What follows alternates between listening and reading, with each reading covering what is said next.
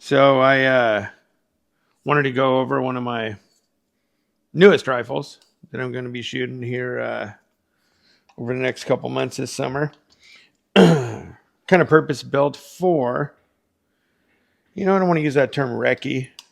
I guess I could use it, or SPR or gap gun or whatever else you might call it. But what it is show it to you. It's an HK 416. It's a 14.5 inch barrel.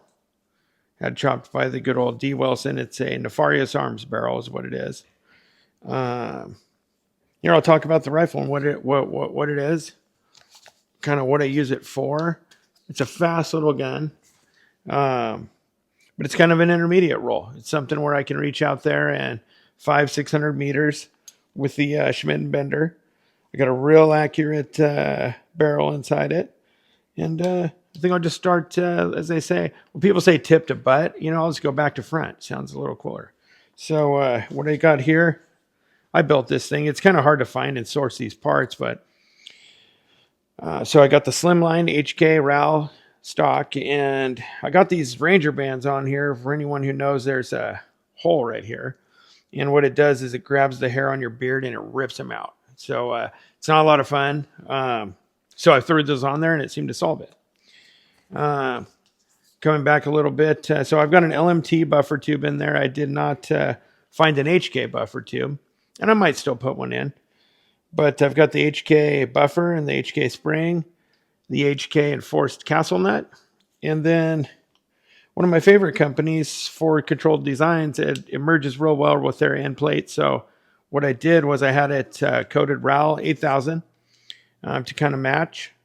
And then I prefer Badger safety selectors. They're kind of my favorite. I've tried them all. They all got their benefits and everything. I don't want to knock anybody, but Badger, I go to Badger. It's my favorite. So I had a set of Badgers coated RAL, installed those in there. My favorite trigger guard is a Knights. I like the way it fits up, and then the way it works for me, it's familiar. So I put a Knights trigger guard in there. Got the newer HK, I don't know what they call it, but I gave $200 freaking for it. Their new grip. It's got one of their takedown tool sets in there. I think I can remove my handguard with it and probably clean my bolt carrier, etc. On the front here, I've got the Forward Controls Design mag release, double dimple ejection port, just for some fun, little drip. And then on this side, I've got the Forward Controls bolt release. I may add the Ambi mag release. I kind of like the classic look of not putting it in there for now. Where this lower came from, this is a STS lower, and it's the HK 416, shape, but it's a, I wish it was off their tooling or something like that, but it's not a forged lower. It's a billet lower that they've machined to look as close as humanly possible to an HK. And then I had this sent over to, here, show you guys. It looks pretty nice. Had this sent over to Texas and had them engrave the HK 416 Delta markings on there. Now, my receiver is an AF date code HK receiver with HK gas system, HK vented gas block, and a Geisley handguard. I've then put on there mod light with an Aristoca mount, very basic, basic button. I've got a Surefire 4-prong on there. We all like those. Give us a little GWAT vibes. I think I have to go off screen to put that back on. But then I thought it kind of fit the bill. I've got an old Surefire suppressor. This is a, what they call them, not a Mini 2, but the original Mini. So it'd be an HK Mini. So I think they called it SOCOM Mini at the time.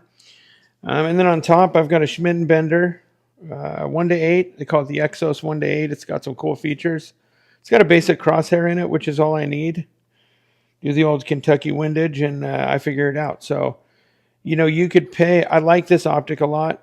They're about, you can get them for about $3,500. So they're obviously you can buy an ATAC or you can buy all kinds of stuff for much less money, but it fits the bill so well on a German rifle like this to have a nice German 1-8.